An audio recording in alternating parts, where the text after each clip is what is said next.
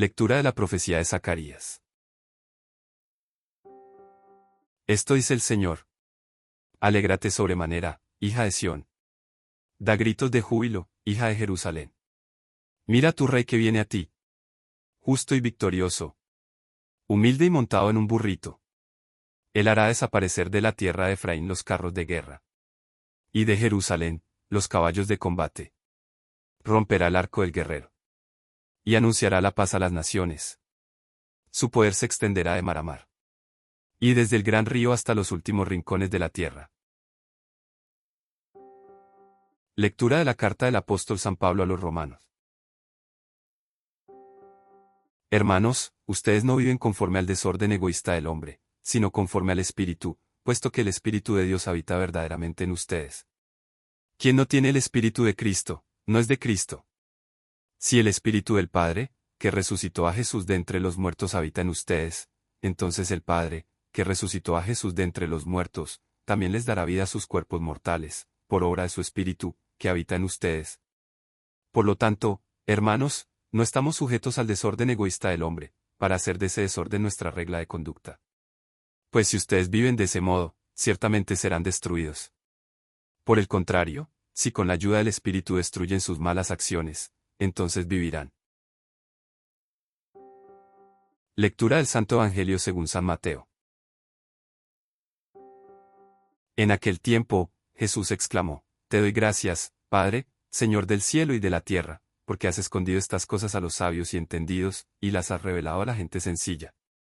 Gracias, Padre, porque así te ha parecido bien. El Padre ha puesto todas las cosas en mis manos. Nadie conoce al Hijo sino el Padre, nadie conoce al Padre sino el Hijo y aquel a quien el Hijo se lo quiera revelar. Vengan a mí, todos los que están fatigados y agobiados por la carga, y yo les daré alivio. Tomen mi yugo sobre ustedes y aprendan de mí, que soy manso y humilde de corazón, y encontrarán descanso, porque mi yugo es suave y mi carga, ligera. Hay un rey que se acerca, pero no viene como imaginan los poderosos. No viene en carro de guerra, ni con ejército de caballería, ni con arco tensado para la batalla. Viene humilde, montado en un burrito, la montura de la paz, no el corcel de la conquista. El profeta Zacarías dibuja una escena que descoloca todas las expectativas mesiánicas. La hija de Sión debe alegrarse, no porque llegue un guerrero invencible, sino porque llega un rey justo y victorioso que ha elegido la humildad como su carro y la paz como su espada. Su victoria no se medirá por los enemigos aplastados, sino por los carros de guerra desaparecidos, los caballos de combate desterrados, los arcos rotos. Su poder no se impone, se ofrece.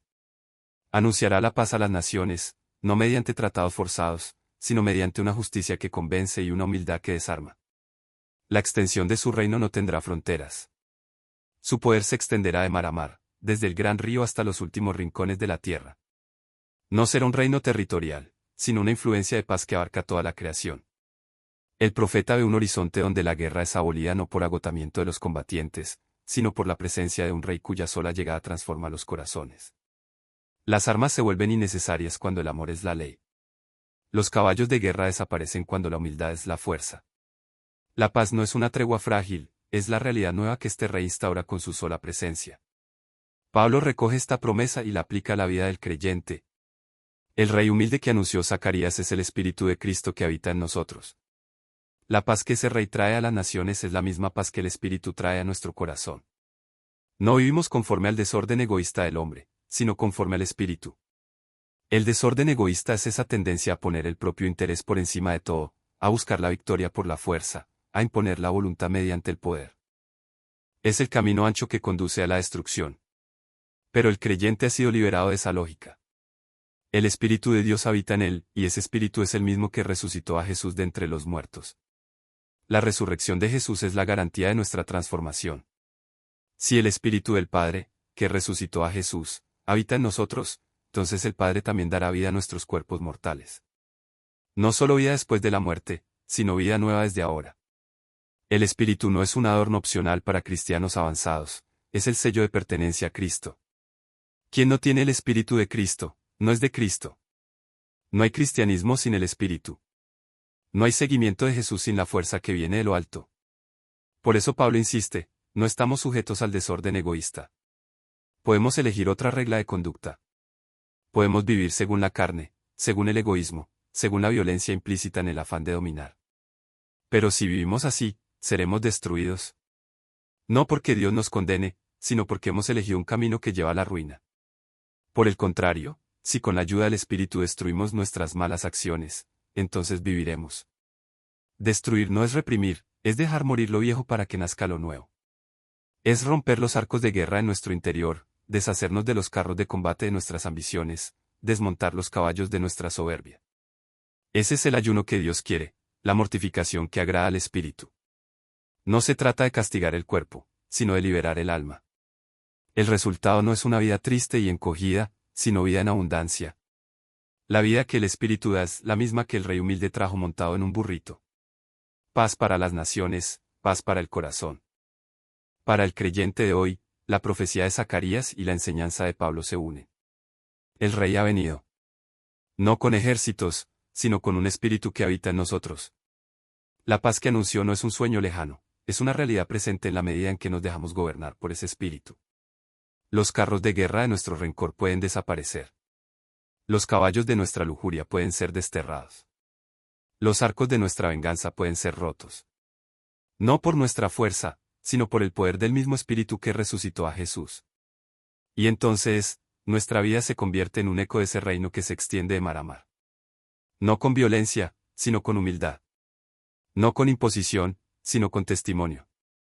Y al final, cuando el último rincón de la tierra haya escuchado la paz, el mismo Rey que vino humilde volverá en gloria. Pero mientras tanto, cabalgamos con él en el burrito de la sencillez, anunciando que el poder verdadero no está en las armas sino en el amor. Amén. Hay una oración de Jesús que suena como un suspiro de alegría profunda. No la pronuncia ante la multitud ni en medio de un milagro espectacular. Es una exclamación íntima, dirigida al Padre, en la que Jesús da gracias por algo que podría parecer injusto a los ojos del mundo. Da gracias porque el Padre ha escondido estas cosas a los sabios y entendidos, y las ha revelado a la gente sencilla.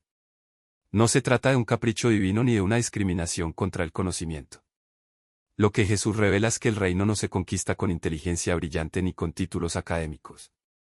No es que Dios desprecie la sabiduría, sino que la sabiduría que hincha de orgullo se convierte en una coraza que impide recibir el don.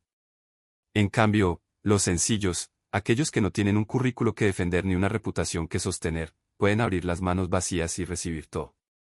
El Padre, dice Jesús, ha puesto todas las cosas en mis manos. No hay ninguna porción de la realidad que escape a esta entrega. Pero conocer al Hijo no es un dato que se pueda obtener mediante investigación. Solo el Padre conoce al Hijo en la intimidad del amor eterno. Y del mismo modo, solo el Hijo conoce al Padre, y aquel a quien el Hijo se lo quiera revelar. Aquí está el corazón del Evangelio. El conocimiento de Dios no es fruto de un esfuerzo humano por escalar el cielo, sino una revelación que se recibe como regalo. Jesús es el único que puede mostrar el rostro del Padre, y lo hace no a los que creen merecerlo por su sabiduría, sino a los que se acercan con sencillez, como niños que no exigen explicaciones sino que confían.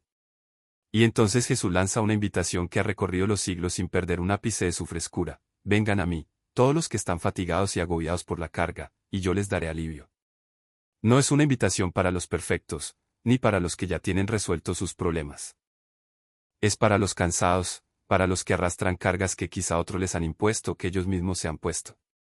Cargas de culpa, de exigencias religiosas imposibles, de comparaciones agotadoras, de un trabajo interminable por demostrar que son dignos. Jesús no promete eliminar toda dificultad, pero promete alivio. Un alivio que no es evasión, sino un nuevo modo de llevar el peso. La imagen del yugo es sorprendente. Un yugo no es algo que normalmente asociemos con alivio. Es un instrumento de trabajo, de sujeción, de esfuerzo compartido entre dos animales. Pero Jesús dice: tomen mi yugo sobre ustedes. No les ofrezco una vida sin yugo, porque la vida siempre tiene exigencias.